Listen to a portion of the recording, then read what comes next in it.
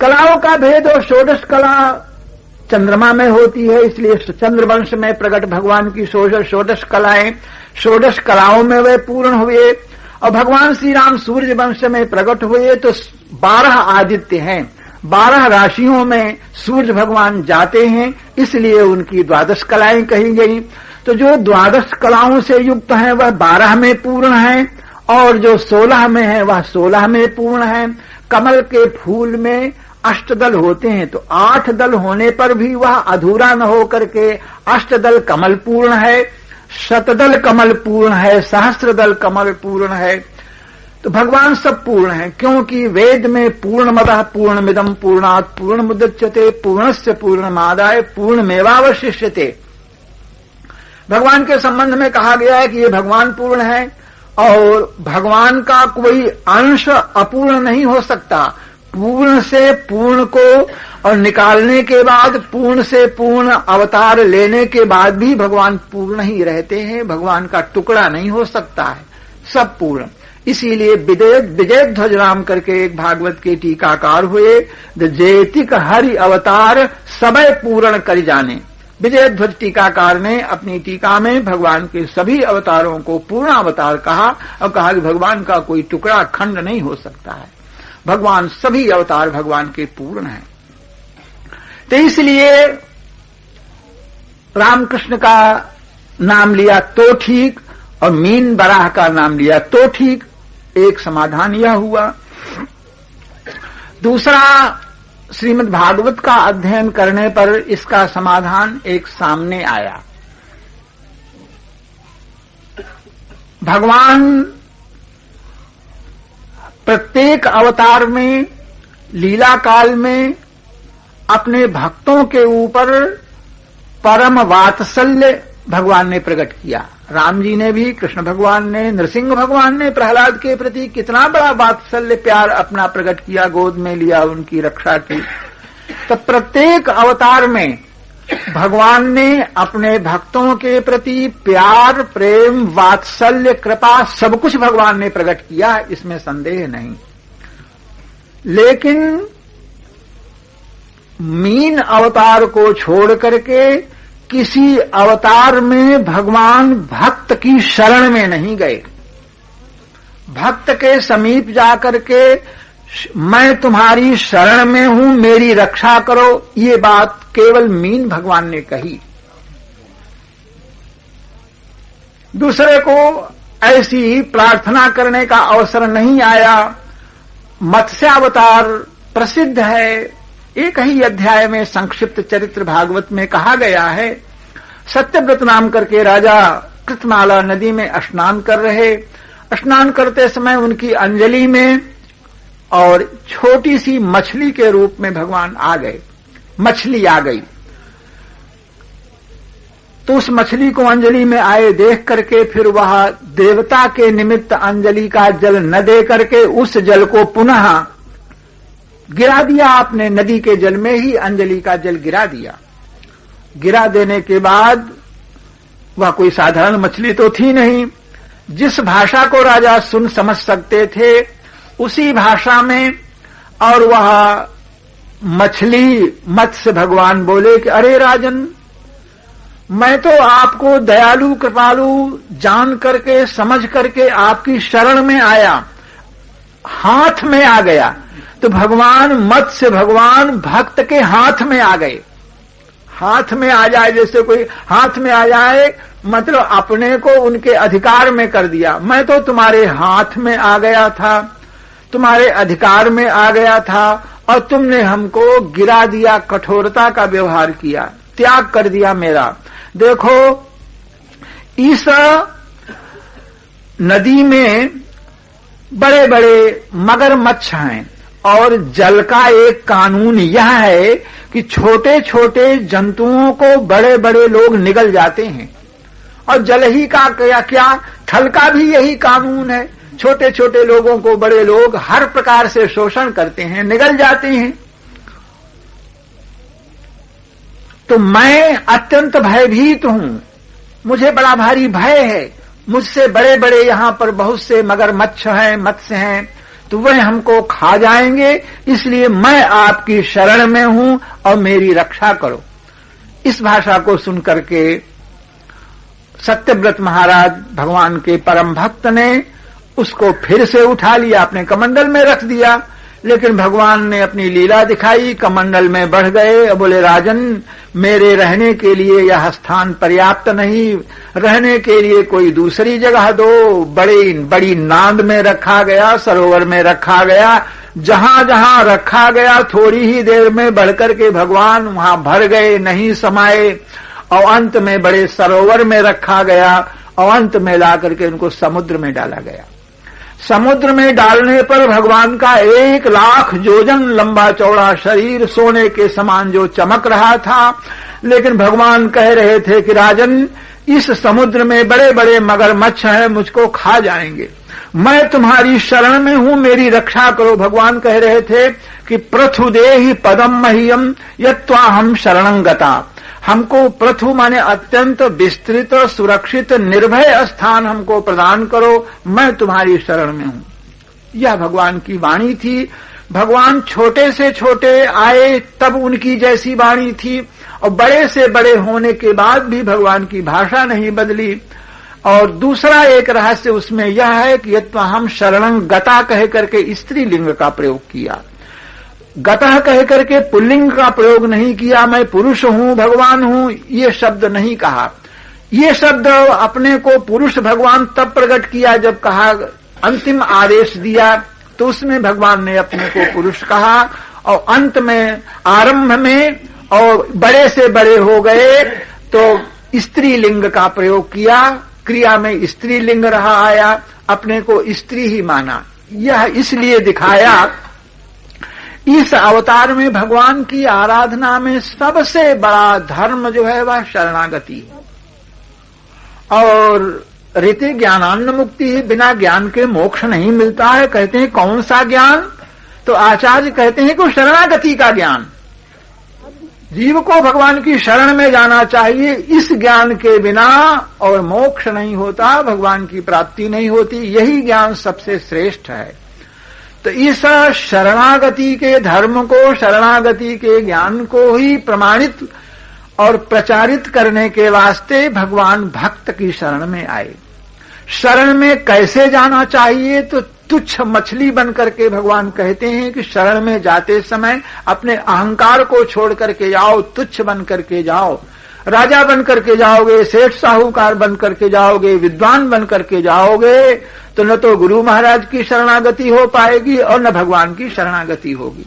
शरणागति में तो अहंकारहीन होना चाहिए। देवी ने, पीपा जी ने देवी से कहा कि महाराज हमको तो मोक्ष चाहिए। अरे बोली, तो हम तो संसार की संपत्ति दे सकते हैं, मोक्ष चाहिए तो रामानंदाचार्य के पास काशी में जाओ। तो काशी में भाग करके गए। आचार्य के द्वार पर तो वहां पहरा लगा हुआ था। कौन हो? तो मैं गागरोनगढ़ का राजा हूं, स्वामी जी के दर्शन करना चाहता हूं। सेवक ने जाकर के कहा, महाराज गागरोनगढ़ का राजा आया है, दर्शन करने के लिए मिलना चाहता है। तो स्वामी जी ने कहा, राजा महाराजाओं से हमको कोई प्रयोजन नहीं। राजा बनकर के स्वामी जी का आचार्य चरण का दर्शन नहीं हो सका, शरणागति नहीं हो सकी। तो जब यह देखा कि अरे ये राज्य जो है बाधक है, तो राज्य का परित्याग किया। हृदय से मैं राजा हूं इस अहंकार को निकाला। साथ में जो बहुत हाथी घोड़े सब राजा बनकर गए थे तो बहुत सा सब कुछ था, सब नौकर चाकरों को, हाथी घोड़ों को सब अपने अलग किया, सबको यथास्थान इधर उधर भेज दिया। सब हमसे दूर हो जाओ, मैं राजा नहीं हूं। मैं जब राजा नहीं हूं तो अब कहा कि मैं दीन। अब जब मिलने के दर्शन करने की इच्छा की, चेला बनना चाहता है। बोले भाई चेला बनना चाहता है तो चेले को तो और गुरु महाराज का आज्ञाकारी होना चाहिए। तो भीतर से स्वामी जी ने कहा कि अगर चेला बनना चाहता है और आज्ञा पालन करना चाहता है तो कह दो जाके कुआं में कूद पड़े। पीपा जी को आज्ञा हुई कि कुआं में कूद पड़ो। तो पीपा जी महाराज इस आज्ञा का पालन करने में बहुत जल्दी उन्होंने की। जल्दी से जल्दी कुएं में जाकर के गिर पड़े। क्योंकि उनको इस बात का विश्वास है कोई गुरु, अरे गुरु तो कुएं से भवकूप से निकालने वाले होते हैं, उसमें गिराने वाले नहीं होते। अगर उनकी आज्ञा गिराने की है तो वह गिरना, कुएं में गिरना निकलने से भी अच्छा है। कुएं में डूबने के लिए, कूदने के लिए दौड़े थे, स्वामी जी की आज्ञा से सेवक ले गए, दर्शन कराया, शरणागति हुई, स्वामी जी की कृपा प्राप्त हुई। कहने का तात्पर्य राजा बन करके, अहंकारी बन करके, विद्वान बन करके और कोई भगवान की शरण में नहीं जा सकता, तुच्छ बन करके। तो मत्स्य भगवान ने तुच्छ मछली का छोटा सा रूप धारण करके अपने भक्त की शरण में आए, बताया कि शरण में कैसे जाना चाहिए। ये बात मत्स्य भगवान ने प्रकट की। अगर भगवान अपनी भक्ति का रास्ता न बतावें, न दिखावें, भजन करके दूसरों को न सिखावें, तो कोई जीव भगवान का भजन करना कैसे सीख सकता है, कैसे जान सकता है।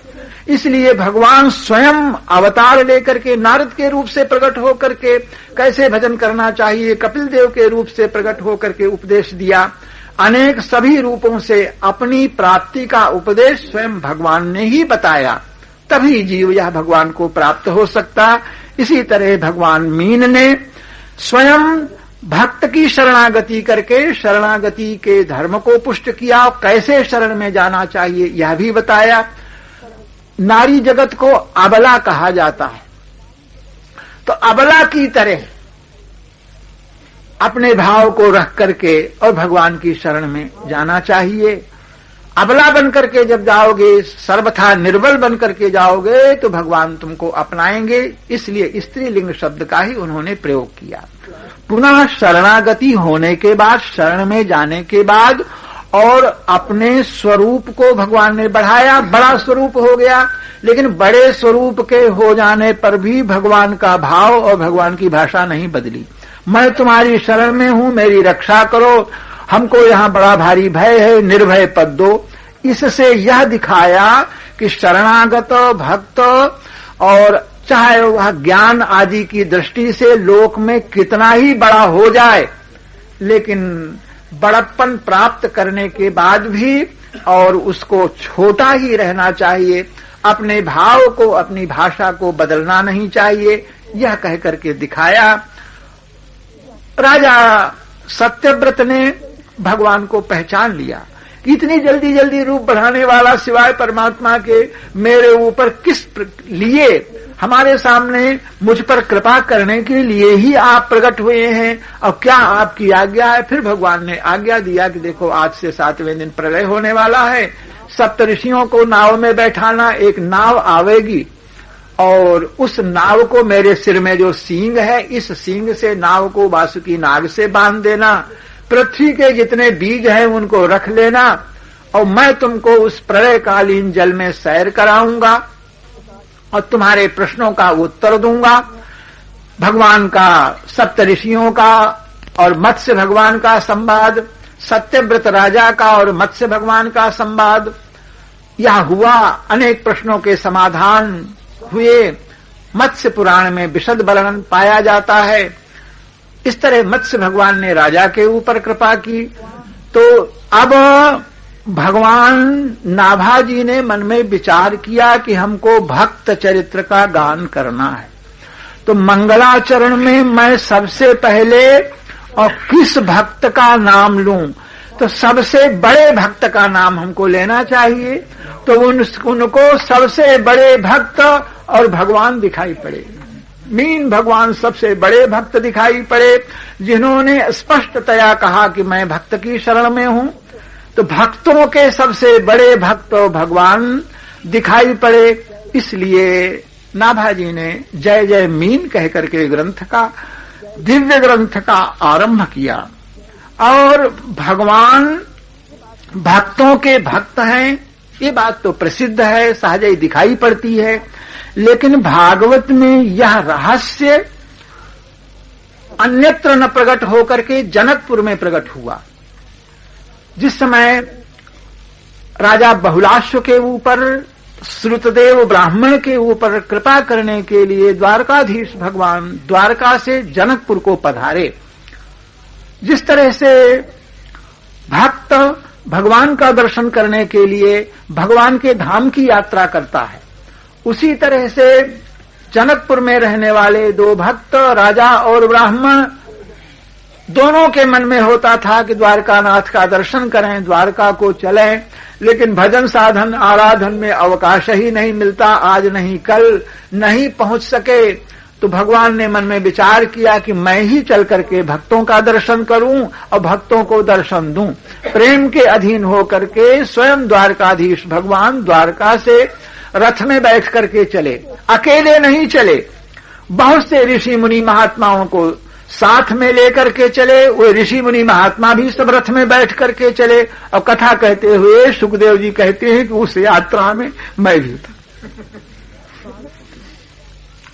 स्वयं सुखदेव जी भी उस यात्रा में थे। भगवान बहुलाश्व राजा के यहां गए, राजोपचारों से राजा बहुलाश्व ने भगवान का स्वागत सत्कार किया और राजा जनक की सभा में बड़े बड़े ऋषि मुनि सत्संग, भगवान की कथा वार्ता तो होता ही रहता था। भगवान के समीप पहुंचने पर और उसमें आनंद आ गया, उत्साह बढ़ गया, बहुत बड़ा सत्संग कथा वार्ता सब होता रह गया।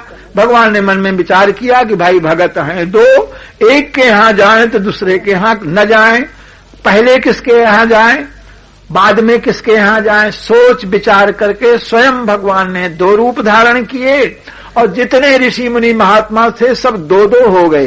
एक साथ ही राजा के यहां गए और एक साथ ही उस गरीब निष्किंचन ब्राह्मण के घर में गए। दोनों जगह स्वागत हुआ। ब्राह्मण के घर में तो कुछ था ही नहीं, स्वागत की कोई सामग्री नहीं थी, टूटे फूटे आसन बिछाया, फल फूल जो कुछ था दिया और मारे आनंद के वह ब्राह्मण कपड़े को उठा उठा करके नाचने लग गया। भगवान का दर्शन पा करके अरे भगवान ने कहा कि बड़ी देर हो गई तुमको नाचते नाचते, देखो मेरे साथ ये ऋषि मुनि है, इनका स्वागत करो, इनके स्वागत से हमको संतोष होता है। भगवान की आज्ञा मान करके सबका यथोचित स्वागत हुआ और बहुत दिनों तक दोनों स्थानों में सत्संग होता रह गया। इस प्रसंग का उपसंहार समापन करते हुए श्री सुखदेव जी महाराज लिखते हैं कि एवं सुभक्तयो राजन भगवान भक्त भक्तिमान उषित्वादिश्य सन्मार्गम पुनर्द्वारवती मगात। इस प्रकार से उन अपने दोनों भक्तों को भगवान का विशेषण देते हैं। कौन से भगवान? तो कहते भक्त भक्तिमान भगवान, अपने भक्तों में भक्ति रखने वाले भगवान, अनन्य भाव से भक्तों की आराधना करने वाले भगवान, बहुत दिनों तक वहां रह करके और सब लोगों को सन्मार्ग का उपदेश दे करके, अपने दर्शन दे करके, उन पर कृपा करके और पुनर्द्वारवती मगात, पुनः भगवान ऋषि महर्षियों के साथ और अपनी द्वारका को चले आए। तो इस प्रसंग में जनकपुर में स्पष्टतया यह निरूपण हुआ कि भगवान भक्त भक्तिमान हैं, भक्तों में भक्ति रखने वाले भगवान हैं। जनकपुर में यह रहस्य प्रकट तो था ही, लेकिन इस शब्द का प्रयोग जनकपुर में हुआ। जनकपुर के सत्संग के बाद भगवान को भक्त भक्तिमान, भक्तों में भक्ति रखने वाले भगवान हैं, द्वारकाधीश, ये बात कही गई। इसके बाद कलयुग का समय आ गया, यवनों का आतंक बढ़ा। यत्र तत्र धामों में यवन लूटपाट करते थे, द्वारकापुरी में भी यवनों का आतंक हुआ। नाभाजी लिखते हैं कि द्वारका देखि पालन टति अचड़ सीमें कीधी अटल, असुर अजीज अनीति अगिन में हरिपुर की धो, सांगन सुतने सादराय रण छोरे दीधो, धराधाम धन काज मरण बीजाहू मांडे, कमधुज कुटके हुओ चौक चतुर्भुजनी चाड़े, बाढ़े लवाड़ कीवी कटक चांद नाम चाड़े सबल, द्वारका देख पालन टति अचल सीमें कीधी अटल। नाभाजी का छप्पे है। द्वारकाधीश भगवान उनके यहां अजीज खान नाम करके एक म्लेच्छ ने द्वारका के ऊपर आक्रमण कर दिया। आग लगा करके द्वारका को, द्वारकावासियों को जलाने लग गया, नष्ट भ्रष्ट करने लग गया, मंदिरों को तोड़ने फाड़ने लग गया। उस समय द्वारकाधीश भगवान ने जंगल में रहने वाला अपना जो सीमा भक्त था उसको छत पर चढ़ करके पुकारा, द्वारावती ईशयों पुकारे मेरी रक्षा कीजिए। भक्त को पुकारा, रात्रि का समय था और भक्त ने सुन लिया कि भगवान हमको बुला रहे हैं, संकट पड़ा है भगवान के ऊपर। तो तुरंत ही उसने अपना नगाड़ा बजाया और जंगली जो उसके साथी सैनिक थे वह इकट्ठे हो गए और द्वारका की ओर उन्होंने प्रस्थान किया। यहां आकर के यवनों की जो सेना थी उससे मुकाबला किया और उन सबको मार करके भगाया द्वारका धाम की, और द्वारकाधीश की भक्त ने रक्षा की। इसके बाद सब कुछ होने के बाद उसके मन में आया कि अरे कहां तो ये सर्वसमर्थ भगवान द्वारकाधीश और कहां मैं तुच्छ जीव। इन्होंने अपनी रक्षा के लिए, धाम की रक्षा के लिए मुझको पुकारा और मैं आया और भगवान कहेंगे कि सीमा भक्त ने मेरी रक्षा की, मेरे धाम की रक्षा की। भगवान कहेंगे, लोग भी इस तरह से कहेंगे, यह मैं कैसे सहन करूंगा। इस भाव में आकर के इस सेवा को करने के बाद सीमा भक्त ने अपना शरीर वहीं त्याग कर दिया। इस बड़ाई को सहन करने में वे समर्थ नहीं हुए कि हमने भगवान की रक्षा की। ऐसा कहीं हो सकता है? कहने का तात्पर्य इस प्रकार जो जय जय मीन कहा गया, भगवान के 24 अवतारों के नाम लिए गए, उनके ये सब कारण हैं। दिव्य ग्रंथ का इस प्रकार प्रणयन हुआ। इस समय कथा का यहां पर अब विश्राम होगा। पुनः हम लोग यथा समय उपस्थित होकर के जैसी भगवान की कृपा होगी कहेंगे, सुनेंगे। बोले वृंदावन बिहारी लाल की जय। जय जय श्री राधे राधे। गोस्वामी श्री नाभाजी महाराज की जय। श्री प्रियादास जी महाराज की जय। सब संतन की जय।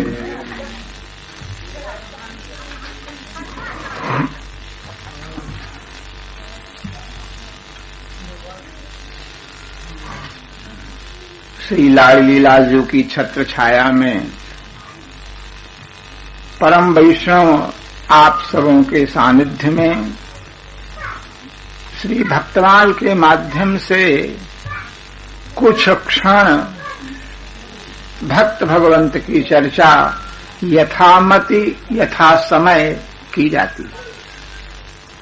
पूर्वाह्न में हम लोगों ने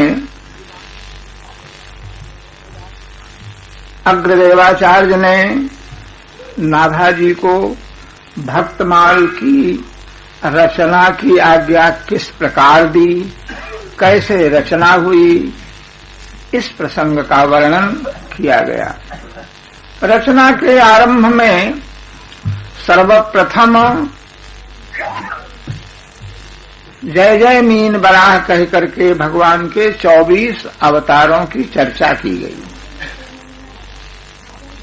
उन अवतारों का प्रथम कीर्तन क्यों हुआ एवं 24 अवतार में मीन भगवान का ही नाम क्यों लिया गया, इन विषयों पर यथामति प्रकाश डाला गया।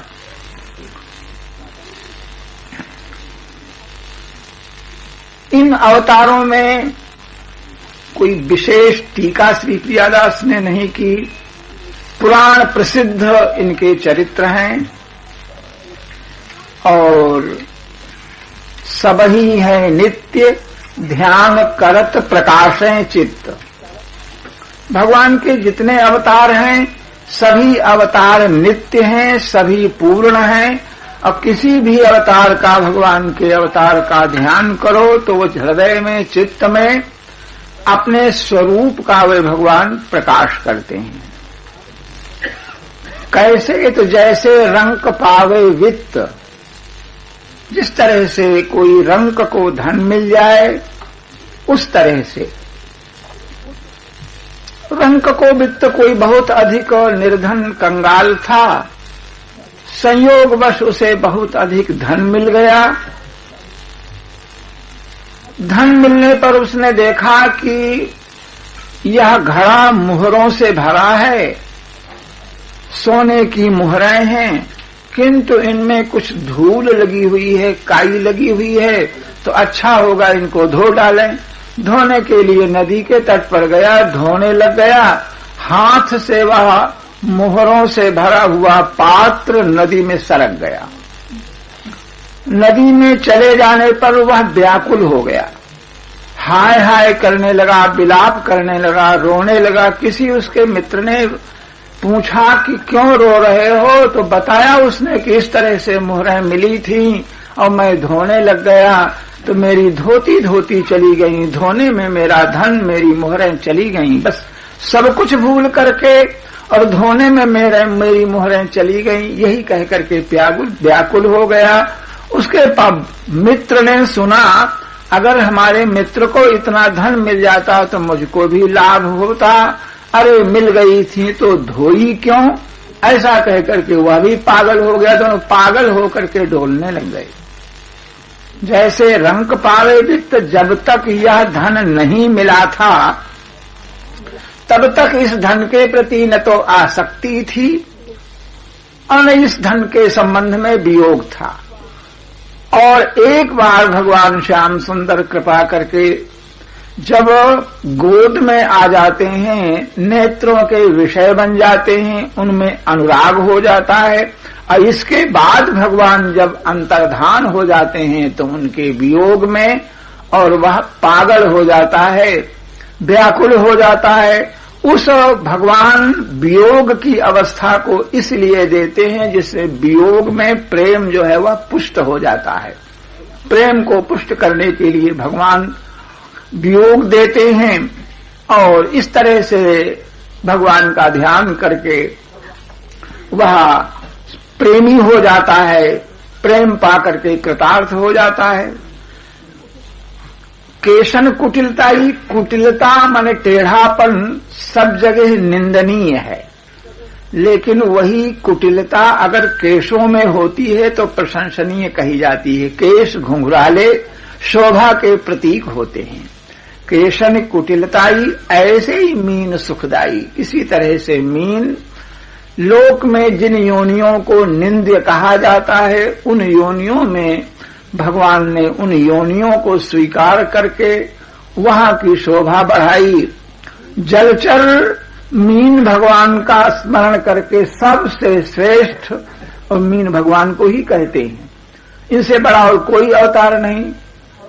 इस तरह से जलचरों की मान्यता, जलचरों को, थलचरों को, वनचरों को, सभी वर्गों को भगवान ने प्रसन्न किया, आनंदित किया और सबके लिए भगवान विविध प्रकार के अवतार धारण करके भगवान सबके लिए सुलभ हो गए। 24 रूप लीला रुचिर, 24 भगवान के स्वरूपों की लीलाएं अत्यंत रुचिर माने सुंदर हैं।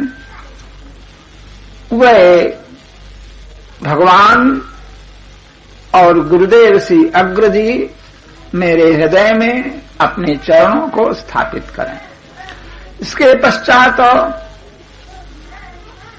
भगवान के श्री चरण कमल में जो चिन्ह हैं 24-24 अथवा 22-22 दाहिने बाएं दोनों में हैं। जो चरण चिन्ह किशोरी जी के बाएं में हैं वह श्याम सुंदर के दाएं में हैं।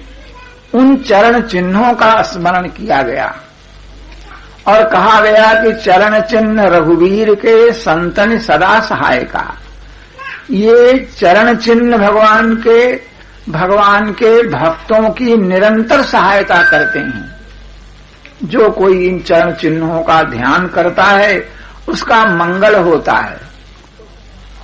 अंकुश अंबर कुलिश कमल जव ध्वजाधेनु पद शंख चक्र स्वस्तिक जम्बु फल कलश सुधारद अर्ध चंद्र षटकोण मीन बिंदु ऊरध रेखा अष्टकोण त्रैकोण इंद्रधनु पुरुष अभिषेखा सीतापतिपद नित बसत एते मंगलदायका, चरण चिन्ह रघुवीर के संतन सदा सहायका। ये चरण चिन्ह भगवान के चरणों में निवास करके स्मरण करने से मंगल प्रदान करने वाले हैं। भगवान ने अंकुश के चिन्ह को धारण किया, क्यों? तो मन ही मतंग मतवारो हाथ आवे नहीं, ताके लिए अंकुश ले धार्यो हिये ध्यावही। प्रायः यह मन मत वाले हाथी के समान है, और मतवाला हाथी जो होता है, साधारण हाथी तो अंकुश से वश में आ जाता है, अंकुश को मान लेता है, लेकिन मतवाला हाथी उस अंकुश से महावत प्रहार करता है, मारता है, लेकिन वह जल्दी वश में नहीं आता है। तो मन जो वश में नहीं आता है, मतवाला हो गया है, उस मन को अपने अधीन